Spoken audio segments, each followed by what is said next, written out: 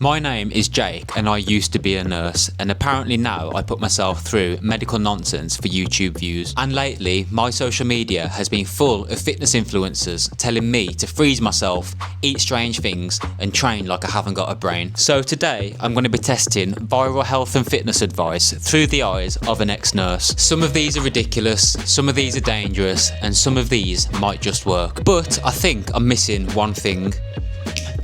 Oh, I knew I was forgetting something. It's been a while since I've worn these and I forgot how much I hated them, but let's get this started. So the claim is that if you eat a raw clove of garlic on an empty stomach first thing in the morning, you will cleanse your body, detox your blood and you will boost your immune system. So let's put that to the test.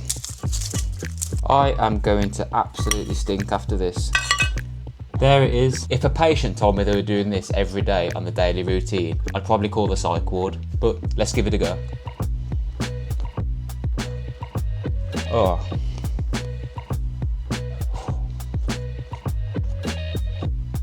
Oh, that is so strong. Whew.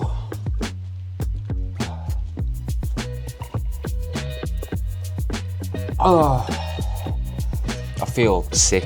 Like, that was disgusting. So before I go and brush my teeth for 2 hours, let me explain the science behind this idea. Now, are there health benefits to eating a raw clove of garlic every single day? Of course, the answer is yes. Garlic actually contains something called allicin, which will have a mild anti-inflammatory effect on the body. However, it does not detox your blood, it doesn't change your pH, and it does not replace your kidneys and your liver. Your kidneys and your liver are already there to filter your body 24/7. A piece of garlic is not going to do that. Trust me, the kidney and the liver do all that for you. The only thing you are risking with this is mouth irritation and stomach pain, which is already setting in for me. Put it in your pasta, not your esophagus. Eating a clove of garlic in the morning on an empty stomach, nurse nonsense scale, 4 out of 5.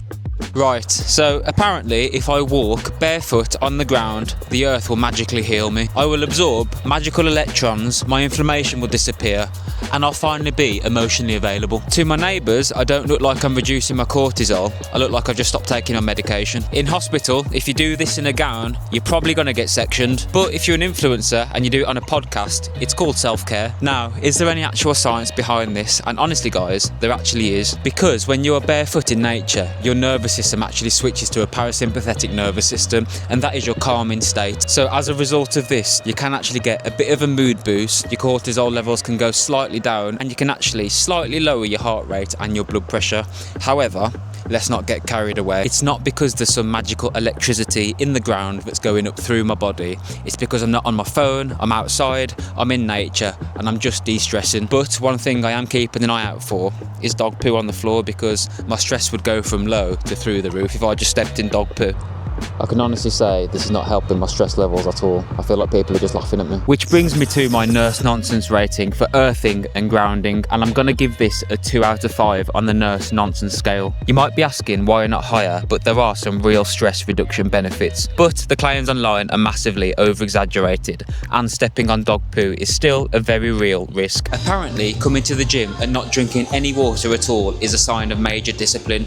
In other words, you're training like a Victorian child with cholera. And if you can believe it, some influencers out there actually recommend training dehydrated. So I'm going to give it a go because my critical thinking is currently on annual leave. I have not drank any water today whatsoever, so I've still got that garlic taste fresh in my mouth. However, according to the internet, training while dehydrated is meant to build mental toughness, make you sweat more, which apparently means more fat loss, increase your testosterone, make your body more efficient, and improve your focus and discipline. Which all sounds incredibly impressive, but it also sounds incredibly suspicious. Influencers say it builds your mental toughness, but the only relationship you're going to be building by doing this is with your paramedic. So let's get started. Many fitness myths claim that dehydrating boosts fat loss or toughens the body, but scientifically this does not add up. When you're dehydrated, your blood volume decreases. That means your heart has to pump harder just to deliver the same amount of oxygen to your muscles.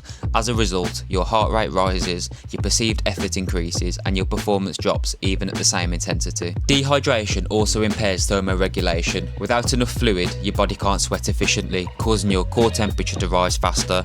This increases the risk of heat exhaustion and reduces your ability to sustain exercise safely. Muscle function also suffers. Even a 1 to 2% loss of body weight from fluid has been shown to reduce strength, power output and coordination. Electrolyte imbalances can impair nerve signalling, making your movements less efficient and increasing cramp risk. And finally, training while dehydrated raises cortisol, the stress hormone. This can work against muscle growth and recovery. So despite what some fitness myths say, training dehydrated doesn't make you stronger or leaner. It simply makes your work less effective and more dangerous. Hydration isn't optional, it's a fundamental part of performance and safety. So I just had to cut that workout short because after that last set then I just felt awful. I started going dizzy, I started getting a headache, and I just thought it's not really worth it. Just as a quick disclaimer, training dehydrated does not burn more fat, does not increase your testosterone, and it most definitely does not improve performance. The claim that it builds more muscle is just nonsense. The only thing it actually increases is your risk of injury, fainting, and starring in a paramedic's handover in the morning shift. Training while dehydrated, 5 out of 5 on the nurse nonsense scale. It's dangerous, and if there's one thing you take from this video, it's hydrate your body like you respect it, because today I clearly didn't. According to social media, this capsule is a miracle capsule. It'll improve my sleep, my hormones, my muscles, my recovery, my body, my relationships, my life, my personality. It is nothing other than magnesium. Now, as a former nurse, I am suspicious of anything in such a small body making such massive claims. So let's do a quick science check. Is magnesium actually worth the hype?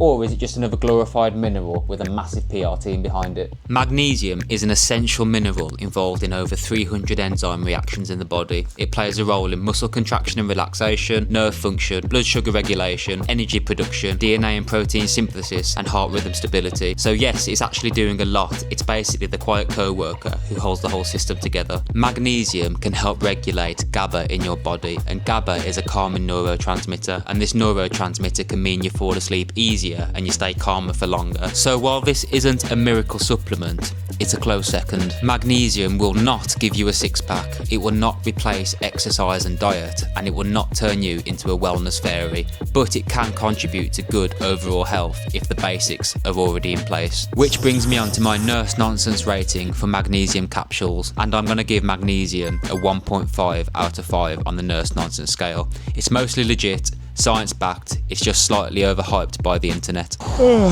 Guys, it is 9 AM in the morning and we're on a morning walk because apparently a morning walk is the wellness cheat code. Fitness influencers will claim that you do not need to go to therapy, you just need to get in the sunlight for 15 to 20 minutes in the morning, and unfortunately for me, I live in England, so this is quite a rarity. It is claimed to improve your sleep, your metabolism, your hormones, your stress levels, your testosterone. So basically the sun is a free subscription to Holland and Barrett, but I'm here to tell you if that is true or not. Your circadian rhythm is basically your body's 24-hour schedule. It decides when you feel awake, when you get tired, when you're hungry, your mood, basically everything, and morning sunlight is the main thing that sets that schedule. Your eyes will detect sunlight in the morning, so if you go for a walk in the morning and you get that direct sunlight into your eyes, your brain will tell your body to wake up, and that message will go to a tiny part of your brain which is basically your body's internal clock, and the message it'll send to the body is it's morning, it's daytime, so basically switch on. And most importantly, it will tell your body to stop making melatonin, and melatonin is a hormone that will make you sleepy and tired. And here's the most important bit: when you get direct sunlight in the morning,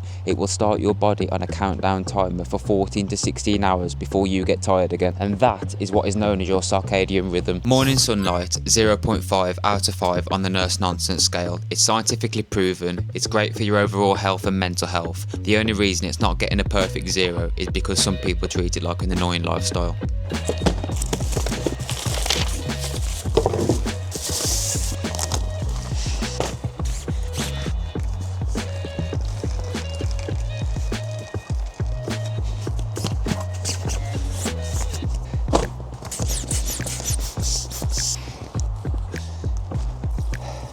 After you've just watched me struggle to assemble this, you've probably guessed what's next. That is right, the ice bath. Apparently this is the secret to increased testosterone, increased muscle recovery, reduction in fatigue, and an increase in muscle mass. Basically, there's nothing that this can't do. As you can see, it is currently filling up with the hose pipe, and I am not looking forward to this. I'm not gonna lie, it's December, it's the UK, it's absolutely freezing outside. But you know what that means, we're gonna get in anyway, so we're gonna wait for it to fill up with the hose pipe now. Next time I see you guys, we'll be getting in, and we'll be going through if this thing is the real deal, or if it's just an overhyped marketing machine. Cue the change to a nervous man in his swimming trunks.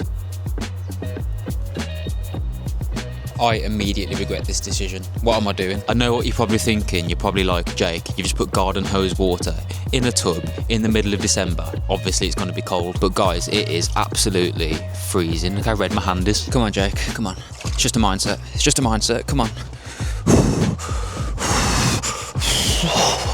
Wait there. 2 more minutes, 2 more minutes.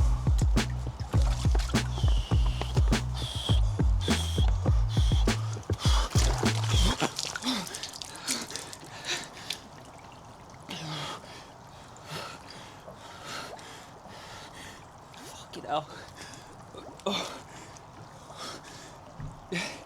The internet says that ice baths will speed up recovery, reduce inflammation, boost your mood, increase testosterone, build discipline, help fat loss, and turn you into a Viking warrior with abs. But let me explain the science behind this. So ice baths do actually help with your recovery, but only if the problem is with swelling and inflammation. They reduce blood flow and inflammation for a short period of time, which can help with swelling, inflammation, and joint soreness. But here's the catch: if the goal is to build muscle, then using one of these, an ice bath, just after a workout may actually hinder your results. This is because they basically shut down the inflammation, which is what your muscle needs to grow. Ice baths do not increase your testosterone. There was a study in the 90s of a few men dipping their balls in ice baths, but that's just about it. Man, I'm absolutely freezing in here. Ice baths may temporarily increase your mood, but that's because there's a massive dopamine hit that's short-lived because your body is shocked. And as you can tell, oh god, I'm cold in here. And ice baths slightly activate brown fat, which is a very, very, very small amount of fat you'll burn. They do burn some calories, but it's so tiny, it's not gonna burn a noticeable amount of fat. If you have heart problems, circulation problems, or breathing problems, I'd probably give this a miss. Ice baths get a solid 2.5 out of 5 on the nurse nonsense scale. Not complete nonsense, but also not the magical hormone boosting, muscle building, fat melting ice cauldron the internet makes it out to be. A walk and a good sleep will do more for your gains. If you like this video, please like, comment and subscribe. If you got any video ideas, leave them in the comments below. And until then guys, I'll see you in the next one. It's time to get out.